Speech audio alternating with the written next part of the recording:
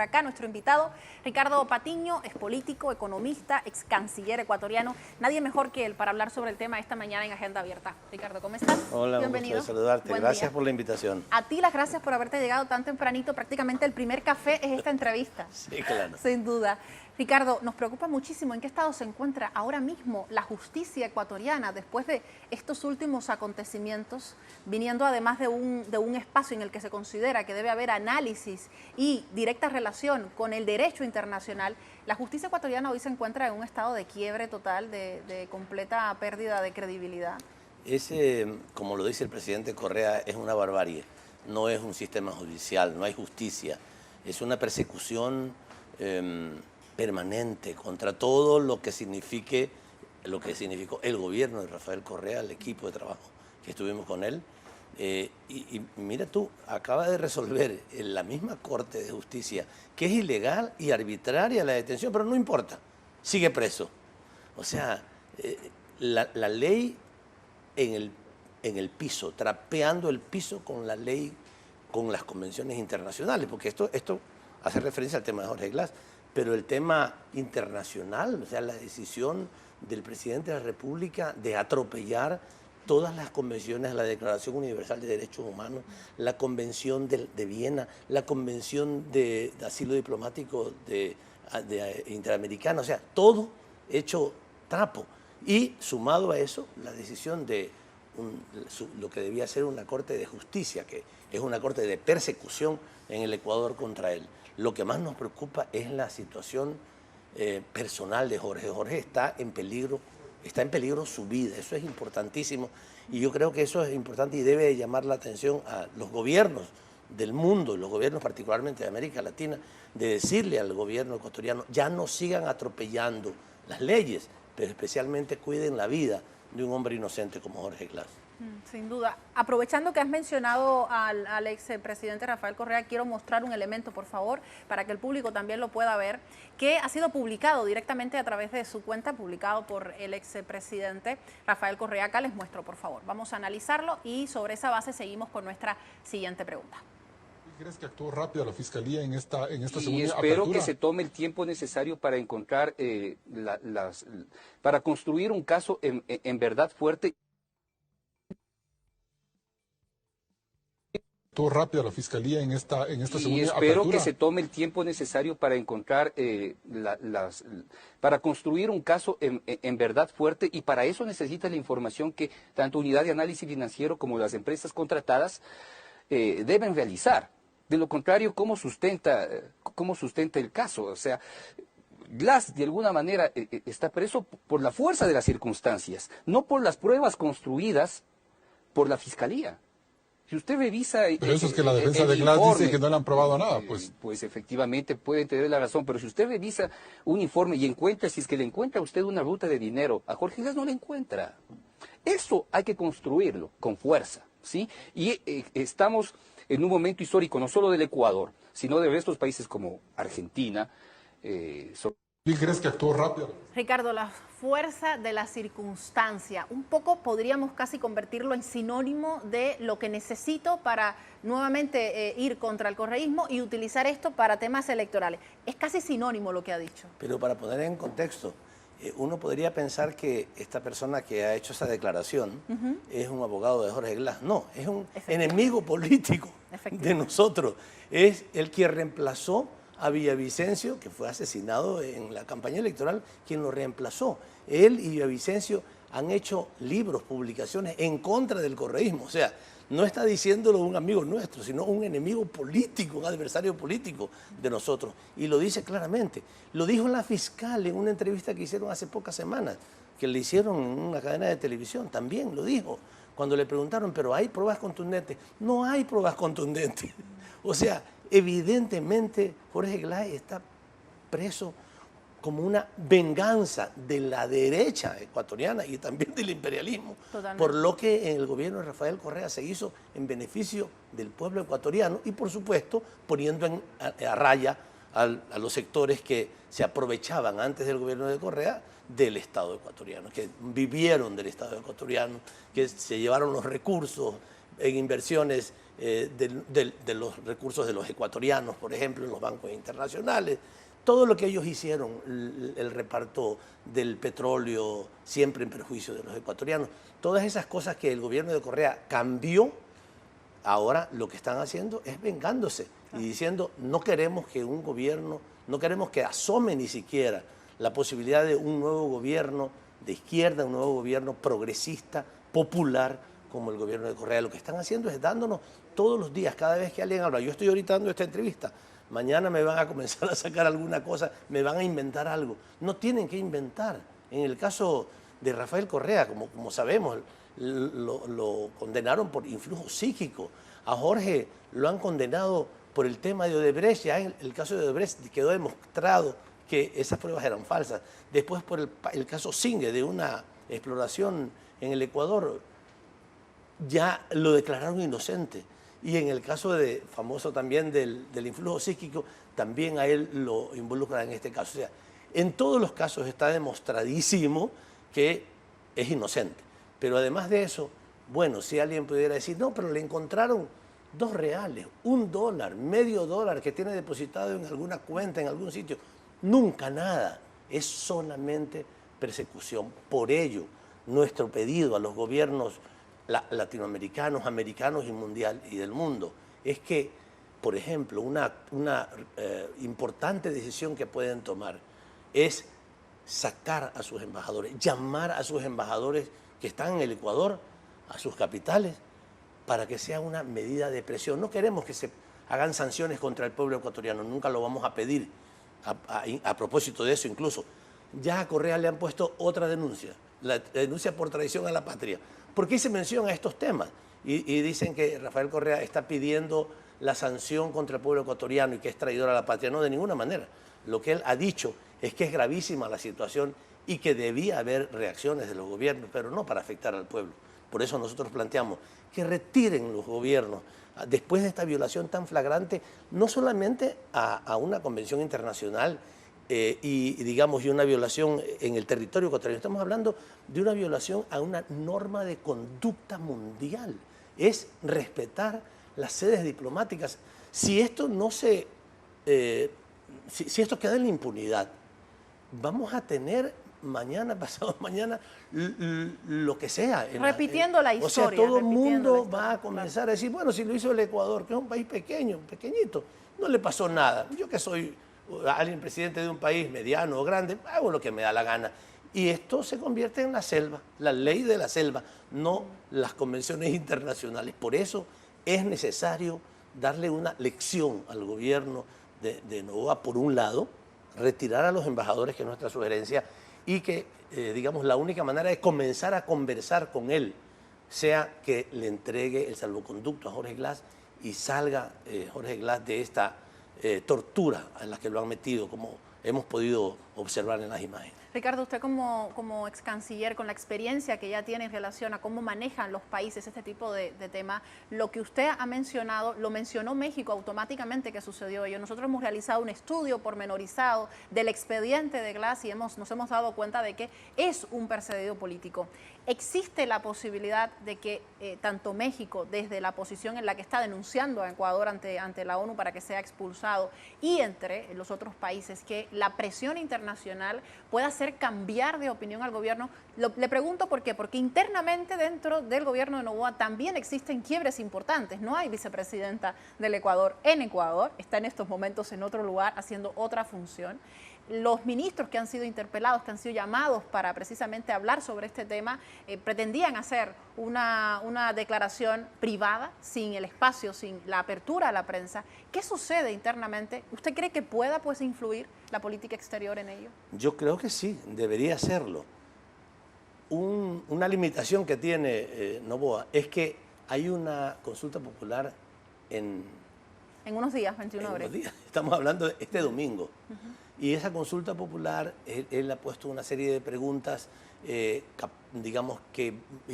buscan manipuladamente que la población diga que sí. Por ejemplo, que las Fuerzas Armadas vayan a las calles a apoyar a la policía. Claro, pues la gente va a decir parece que malo, sí. ¿no? Claro, entonces, pero ahí van otras 2 preguntas muy graves: trabajo por horas y arbitraje internacional. y con la que nosotros le hemos planteado a nuestro pueblo que vote no en eso. Pero lo que él quiere es legitimarse, porque no le interesa solamente la consulta le puede servir para legitimarse, es decir, gané la consulta, el pueblo me quiere, porque lo que quiere es reelegirse en febrero, que son las elecciones. Es decir, su objetivo es lamentable, que por un objetivo político, personal, por una ambición personal, claro, esté destruyendo la vida de una persona, esté destruyendo la vida de un ex vicepresidente del Ecuador. Y la imagen de un país, además, diplomáticamente por supuesto, hablando. claro, la imagen del país, que eso es gravísimo.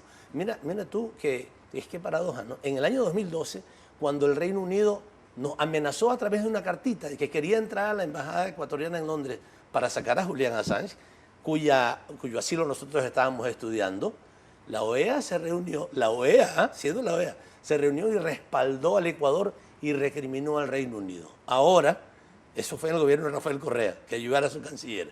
Ahora, en este gobierno deplorable de Noboa, lo contrario, la OEA condena al Ecuador y apoya a México por una actitud tan irresponsable como la que ha tomado. Usted decía en una publicación en su cuenta en la red X que está muy bien que la OEA condene el asedio directo a una embajada, pero que existen letras chicas. Esas letras chicas tienen que ver con esta relación que ha establecido Ecuador con Estados Unidos, con este despliegue que ya está viéndose en el continente de presencia militar estadounidense para profundizar ello, para seguir ciertas recetas. ¿Cómo lo evalúa? Bueno, esto es gravísimo. Lo que pasó, que no se conoce muy ampliamente, es que Guillermo Lasso, unos días antes de la segunda vuelta electoral, por octubre del año pasado, firmó un acuerdo con los Estados Unidos que es prácticamente un permiso de ocupación territorial por parte de la Secretaría de Defensa de los Estados Unidos y del Comando Sur. A su conveniencia. Es terrible. O sea, el acuerdo dice eso, que el ingreso de las tropas norteamericanas lo decidirá el Departamento de Defensa de los Estados Unidos, la Secretaría de Defensa de los Estados Unidos. El tiempo que estén, la cantidad de personas, las armas que utilizan, en ningún caso el gobierno del Ecuador tiene derecho a hacer ningún tipo de revisión o de fiscalización de las cosas que entren. Pueden hacerlo a su antojo y además con absoluta inmunidad. O sea, no solamente los soldados, el personal del Comando Sur que vaya, sino incluso hasta los contratistas que ellos tengan. Es decir, estamos con ese acuerdo militar que después ni siquiera por la Corte Constitucional ni siquiera permitió que la Asamblea lo conozca. Después de eso fue ratificado por Noboa. O sea, en este momento prácticamente el gobierno de los Estados Unidos tiene autorización para entrar en nuestro territorio según la aprobación de este acuerdo que firmó Guillermo Lasso y que después lo ratificó Daniel Noboa. Claro, Daniel Noboa es un gringo, es un ciudadano norteamericano que tiene, aunque habla en español también, pero su corazón está totalmente entregado a los Estados Unidos, ¿no? Y además una cosa, perdóname que te diga, sí, no sé. En medio de este lío, en medio de esta terrible crisis diplomática internacional, se va sin explicar nada a los Estados Unidos durante 3 días. Le dice a la Asamblea, tengo que ir por razones personales. Imagínate, en esto lo que debería estar es analizando qué tiene que hacer, cómo tiene que resolver esta barbaridad que ha cometido. Es la misma pregunta que nos hacemos con el viaje de Javier Milei, que tuvo que suspender en medio de lo que ha sucedido este fin de semana. Uno se pregunta, con la situación como está en estos momentos en Argentina, ¿qué hace el presidente pues en un auto en Tesla? Bueno, es un tema aparte. Pero en el caso de Noboa, Ricardo, me gustaría resaltar la idea de que una de las justificaciones para la entrada o para reafirmar la entrada de Estados Unidos al país tenía que ver con la lucha contra este espacio de delincuencia, contra las bandas y llamado conflicto armado interno. Esto también ha sido pues, utilizado, digamos, el problema que tiene el pueblo ecuatoriano ha sido utilizado para hacer política personal y para justificar de alguna forma lo que sucede con Estados Unidos. ¿Hay alguna vinculación? ¿Existe algún paso de avance en la lucha contra las bandas criminales en Ecuador? Pero mira, es totalmente falso el argumento que utiliza Noboa, porque él dice, necesito que vengan las tropas norteamericanas para ayudarme a luchar contra la delincuencia. Si el problema de la delincuencia no tiene que ver con tropas. Nosotros tenemos policía, tenemos fuerzas armadas, tiene que hacerse un nivel de coordinación entre ellos. Lo que hicieron los gobiernos anteriores, de Moreno y de Lasso, fue desarticular la institucionalidad que tenía nuestro país. Claro. Nosotros teníamos un Ministerio Coordinador de Seguridad, lo desbarataron porque era muy caro, ¿ya? Luego de eso le entregaron, porque ya lo sabemos, el control de las cárceles a los jefes de las bandas. Nosotros de las cárceles, claro. Al principio no entendíamos y decíamos, bueno, pero ¿qué pasa? ¿Cómo se mata tanta gente? O sea, de repente un día 45 muertos en una cárcel que se supone que debe estar bajo el absoluto control del gobierno. Además, o sea, la fuga de uno de los más buscados, que sucede fugas justo de uno, antes de 4 de ellos, se fugan, hacen túneles, tienen saunas, tienen producción de animales, o sea, el control total. Y no entendíamos cómo es que estas cosas pasaban, pero ya después hemos recibido información de que en los gobiernos anteriores lo que hicieron fue entregarles el control de las cárceles a esta gente y desde allí delinquían. ¿Qué tiene que ver eso con el ejército norteamericano? O sea, son la desarticulación de la institucionalidad de la seguridad en el Ecuador, la falta de presupuesto. ¿Qué va a hacer un militar, un soldado a arreglar ese problema? Va a hacer un soldado norteamericano, va a resolver el problema del presupuesto que no han cumplido, que no le han asignado a la policía, los chalecos que no les han comprado, los vehículos que están destrozados. Un militar norteamericano va a arreglar ese problema. Además, en un territorio que ni le es propio, que ni conoce, que ni tiene idea de cómo funciona, de los códigos que hay que conocer, evidentemente, para trabajar. Por supuesto, y además cuando la policía y cuando las Fuerzas Armadas, como en el caso del gobierno de Rafael Correa, estuvieron en las calles, estaban coordinadas, teníamos un nivel de control, incluso de cámaras, etcétera, para controlar la delincuencia del Ecuador, fue el país más seguro de América Latina después de Chile. Y ahora es el de los más inseguros del mundo. Pero no tiene nada que ver con que vengan tropas norteamericanas, sino con los gobiernos, cómo han destrozado a nuestro país, lamentablemente, en muchísimas cosas, pero particularmente en el tema de la seguridad. En ese sentido, Ricardo, debo despedirte, pero quiero hacerte la última consulta y tiene que ver con lo que opinan algunos analistas en relación con el resultado quizás que ellos no esperan que suceda, con la idea de poner al correísmo, con la palabra tal cual desde los mismos medios de comunicación, en tela de análisis, en la retina del pueblo ecuatoriano. Lo ponen supuestamente como culpable de lo que está pasando, pero al mismo tiempo puede suceder, dicen algunos analistas, que el volver a hablar del correísmo sea también un espacio de salida para lo que está sucediendo. Es decir, es un momento también para recordar lo que se tenía antes y para pensar en volver a luchar por ello de cara a las siguientes elecciones. Sí, nuestra limitación es el acceso a los medios de comunicación. Yo tengo chance ahorita de conversar contigo, pero en el Ecuador nuestros compañeros no tienen chance de ir a los medios de comunicación. De repente algunas voces, incluso de los adversarios políticos nuestros, como lo que tú señalaste hace un momento, que no les queda más que reconocer ciertas verdades, ellos... sus palabras son las que permiten que las cosas queden claras, pero las 24 horas del día nos están acusando de falsedades que hace que sí, hay mucha gente que todavía duda con tanta mentira. Bueno, la gente dice, bueno, pero algo de verdad habrá ahí. No es cierto, pero esa es una de las limitaciones que tenemos y tenemos que trabajar intensamente en que la gente sepa la verdad, que sepa que están actuando de manera perversa contra un pensamiento político y contra un gobierno y un proyecto político que ya demostró que el Ecuador puede avanzar hacia el progreso, hacia la felicidad, hacia el empleo, hacia la dignidad, hacia la equidad. Es posible y que la gente que lo recordemos. Necesitamos mucho de comunicación y por eso agradezco inmensamente la invitación tuya a estar aquí para decir las cosas que nuestro pueblo también lo conozca, aunque a Telesur lo sacaron de la pantalla en el Ecuador, pero siempre hay maneras a través de las redes sociales de escuchar lo que nosotros decimos. Los agradecidos somos nosotros, Ricardo, y por supuesto, por ello nuestra multiplataforma va más allá del espacio broadcast porque el público puede entrar desde otros espacios y comunicarse directamente con nosotros y escucharte. Muchísimas gracias. Gracias a ti. Te agradezco. El Ecuador va a mejorar, todo va a estar mejor. Sí, señor, así va a ser. Se los decimos desde Agenda Abierta. Con ello hacemos una pausa. A la vuelta estaremos con más y bueno, pues esa pausa es larga porque me dicen que el tiempo se me acaba. Yo pensé que me quedaba 1 hora. Así se acaba mi primera Agenda Abierta. Gracias a todo el equipo que ha estado detrás cámara para informarles esta mañana. Un placer gigante y mañana se encuentran con Marcela Heredia acá en Telesur. Hasta la próxima.